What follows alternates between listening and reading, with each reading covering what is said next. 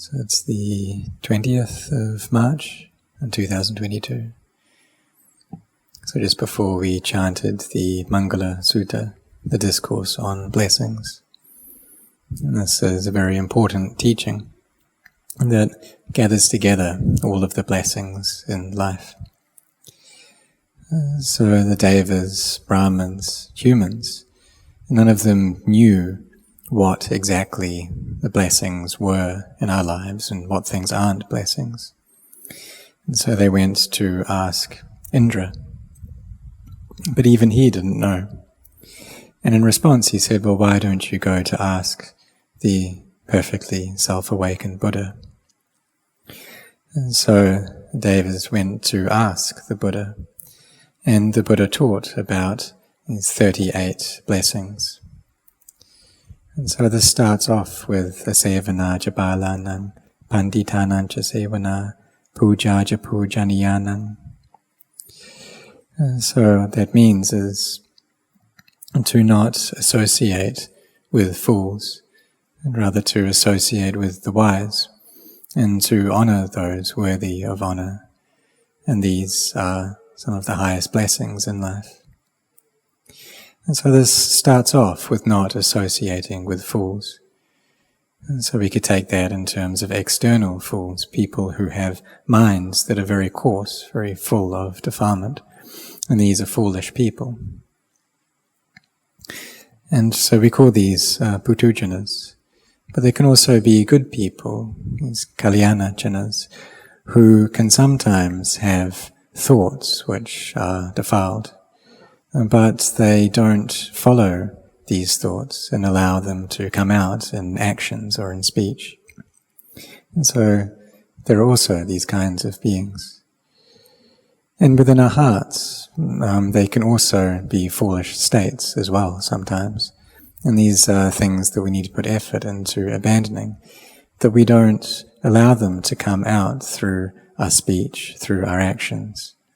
And even those foolish thoughts, we try to abandon those as well. And then we honor or pay homage to those worthy of homage, which is the Buddha, the Dhamma, the Sangha, this triple gem, which has given us great benefit. It's been of great goodness to us in our lives. So we can pay homage to the Buddha, Dhamma, Sangha, through flowers, through incense and candles, and this brings great benefit. But even so, the Buddha said to pay homage through our practice, through following the teachings that he gave to us, that of generosity, of virtue, of the cultivation of our hearts. And this is the means that we use to pay homage, putting this into practice in honor of the Buddha. And when we practice and pay homage through our practice like this, it brings great benefits to us. This is a blessing to our life. So in the beginning we start off with dana, with generosity. And there are some people who have created a lot of barami in the past. They've accumulated much spiritual virtue. And so for them it's very easy to be generous. They have these thoughts coming up into their minds all the time that they want to give, they want to be generous. And they see that if they get something that's of value, if they gain money, then there is a happiness that comes with that. But it's a happiness that's tied up with material things. It's a happiness that is tied up to this world. And when we get those things, and then we lose them, and then we will suffer. And even before we lose them, upon gaining things of value, and then we can worry about them, be anxious due to them. And so this is a kind of happiness that ties our mind to this world. And we see that these things, these possessions, they have to stay here, that no one is able to take them along with them after they die. And we hear many stories of people who attach to their possessions And then after their death, what happens to them? That they stay around, they're still clinging. They don't go anywhere. And that's due to the attachments that they have to those things. So there's one story of a monk who was very attached to his robes, and after he died, he was born as a lice within those robes. We see just that, something like a robe, something that has very little monetary value, but if the heart attaches to it, then it can give us great problems. So therefore, we need to train our minds using this path of practice. We do that starting off with generosity, with giving. We do this little by little, gathering up the joy within our hearts, until we become people who are constantly giving. And it's quite difficult to develop the mind to this state. It's not an easy thing. But when we train, then it's something that we can do. Because we see the benefits of it, we see what that gives. We understand how any money, any possessions that we gain in this world, that we can't take it along with us. And people with intelligence, they will exchange this coarse wealth for noble wealth, the wealth of generosity. And so we carry on practicing like this, giving, being self-sacrificing, and as we do, it becomes easier and easier, until we gain the feeling within our hearts that if we gained a lot of money, then what would we do with it?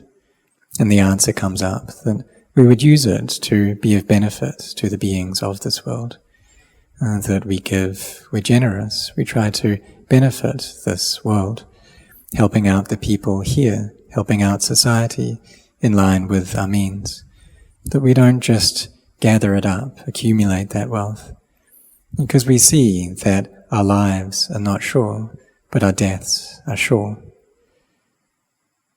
We see how the sun rises and the sun sets every single day, and steadily we're getting closer and closer towards old age, sickness and death.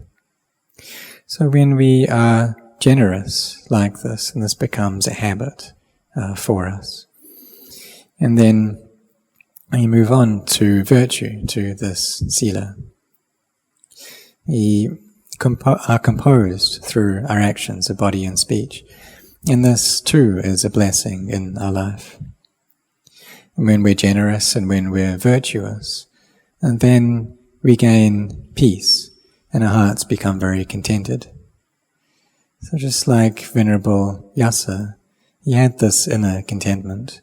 The Buddha taught him about generosity, about virtue, and these were things that he was already skilled at. He'd already done a lot of them. And so his heart was filled up with joy, and it rose to the level of a deva. And so these qualities of virtue and generosity, they develop the heart from that of a putujana, one thick with defilements, to a kalyanajana, a good and beautiful heart. And those who practice following the teachings of the Buddha, they gain this good heart, and this too is a blessing in our life. And so we're generous, we're virtuous, we do our chanting, in praising the Buddha, Dhamma, Sangha. We help out in society, helping those in need. And these give us joy within our minds. And when the mind is in this state, we can say it's like a being whose body is human, but their mind is a deva. But the Buddha didn't stop his teachings there. He said that we should go on to train in mindfulness, to prevent the mind from going into liking and disliking. And we keep this mindfulness watching over the mind, watching over these 6 sense doors. So we all know about managing external work already, the external businesses that, or things that we have to do in our life. And it's something that we've done a lot already. But now we have to manage our own minds, the company of our mind. So when there's the ayatana, the sense bases, then there will be contact from these sense objects. And so the sense objects are the sounds, the sights, the sounds, smells, taste, touch, and the thoughts and feelings. And then these contact with the eyes, ears, nose, tongue, body, and mind. And then there's Vedana, this feeling that comes up. When it's a pleasant feeling, then we like it. If it's an unpleasant feeling, it's something that we don't like. And so there's constantly this pleasant feelings and unpleasant feelings that we gain. And then there's craving towards those.